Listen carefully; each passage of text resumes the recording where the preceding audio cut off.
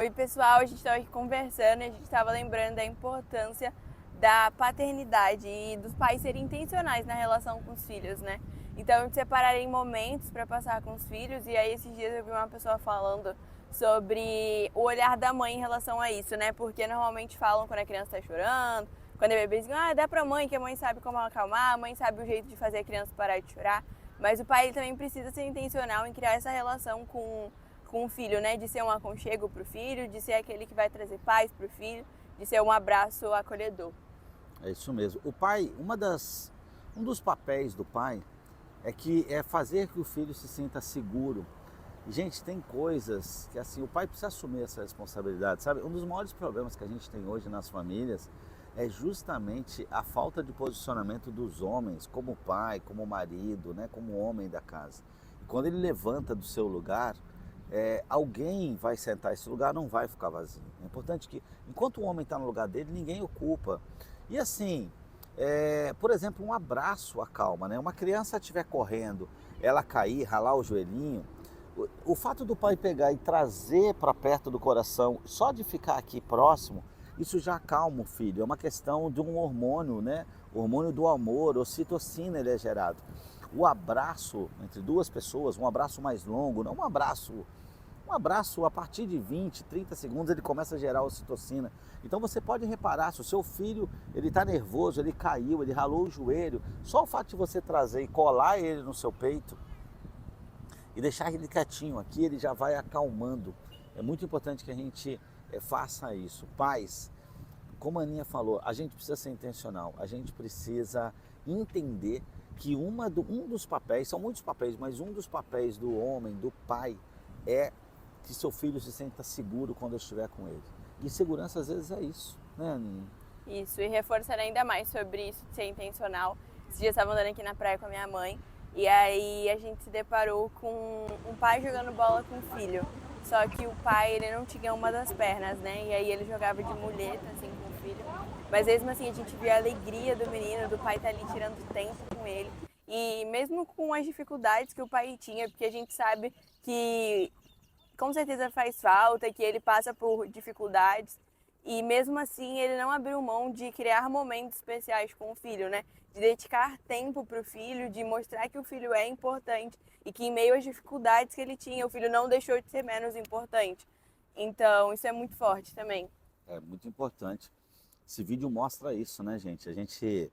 As pessoas quando são boas de dar desculpa, elas normalmente, quem é bom de dar desculpa não é bom de mais nada, né? Então, você vê esse rapaz com uma perna jogando futebol com o filho. Quantas pessoas dão um monte de desculpa para não se aproximar do filho, para não brincar com o filho, para não ter esse momento com os filhos? E, gente, quanto isso é importante, não é a questão do futebol, é a presença, é estar junto, é um tempo de qualidade. Celular, jogos, videogame, televisão, isso tem roubado as pessoas das pessoas. É muito importante, meu amigo, que você tenha um tempo com o seu filho.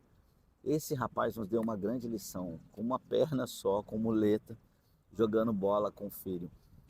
O seu filho gosta de quê? É de jogar videogame? Joga videogame com ele. É de ver filme com ele. É de jogar bola, joga bola com ele. Entra um pouco, entra no mundo do seu filho para que você possa trazê-lo para você. Né? Então, entenda isso. Não adianta, a criança vai querer fazer coisa de criança. Você quer o quê? Que ele faça o quê com você? Eu vejo muitos pais falando, fica quieto, menino, não sei o quê, não para. Meu amigo, uma criança saudável é assim mesmo. Não, se não for assim, se bobear, tem um monte de criança no hospital que a mãe e o pai adoraria que estivesse ali. Então, nós precisamos entender isso e ter tempo de qualidade com os filhos. Muito cuidado, não é sobre o que a gente dá, não é sobre presente, é sobre presença. Nenhum presente que você der para o seu filho vai ser tão importante para ele quanto a sua presença. Então, não deixe nem que o seu trabalho, nem que celular, nem que futebol, nem que outras coisas roubem você do que você tem de mais precioso, que é os seus filhos, a sua família. Isso aí. Voltando nisso da relação, né? Meu pai falou sobre algo, para você conhecer alguém, você precisa passar tempo com alguém, né? Então, a mensagem final aí que eu deixo é isso: busquem conhecer aquilo que seu filho gosta, como meu pai falou, conhecendo ele, você vai conseguir até trazer ele um pouquinho talvez para aquilo que você goste, seja se você tem tentado trazer ele para a igreja, para o que for, primeiro você precisa conhecer ele. A Bíblia toda ela é voltada para um relacionamento, e em João 17,3 fala: a vida eterna é esta, que conheçam a ti. E assim como a gente precisa ter um relacionamento com Deus, com todas as outras pessoas ao nosso redor, a gente precisa criar esse relacionamento. E um relacionamento de conhecer verdadeiramente quem o outro é, conhecer o que o outro gosta, do que o outro gosta de falar, e assim poder ter uma boa relação, né? É isso mesmo, assim, a relação que os nossos filhos terão com Deus, ela tem muito a ver na relação que os nossos filhos têm com a gente. Aqui vai um ponto de atenção, algo muito importante, viu?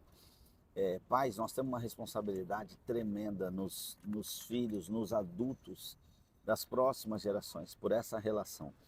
Um filho que tem uma relação difícil com o pai, ele dificilmente ele vai ter uma relação de proximidade com Deus.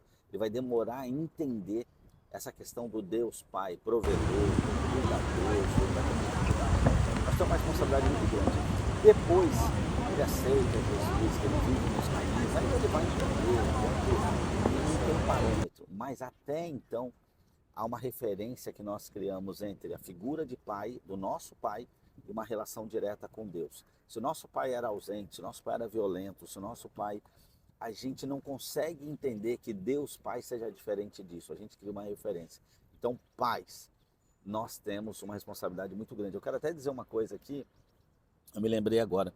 Quantas vezes alguns pais desesperados, que filhos adolescentes andando em caminhos complicados, falam: pô, Rezende, eu queria que meus filhos andassem com seus filhos, eu queria que lá em casa tem um GC, um grupo de oração de quinta-feira, queria que meu filho fosse no grupo de oração. E eu digo: meu irmão, a casa está aberta, uma bênção, vamos embora. Quando é que você vem no nosso GC? Porque a gente tem o dos adultos e aí tem o deles, né? É uma outra linguagem. E ele fala: não, eu estou falando do meu filho. Aí eu digo: não, mas se você não passar pela mudança, o seu exemplo, ele arrasta mais do que palavras. Você precisa vir para que o seu filho um dia queira vir.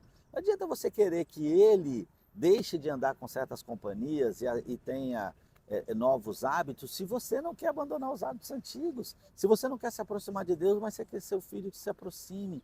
Então eu quero deixar uma mensagem para você: seja a mudança que você espera ver no seu filho. Deus abençoe sua vida. Deus abençoe.